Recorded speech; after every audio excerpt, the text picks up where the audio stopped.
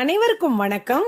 அன்பர்களே, அபிராமி பட்டர் இயற்றிய அபிராமி அந்தாதியின் 34வது பாடல். வந்தே சரணம் புகுமடியாருக்கு வானுலகம் தந்தே பரிவோடுதான் போயிருக்கும் சதுர்முகமும் பைந்தேன் அலங்கள் பருமணி ஆகமும் பாகமும் பொற்செந்தேன் மலரும் அலர்கதிர் ஞாயிறும் திங்களுமே.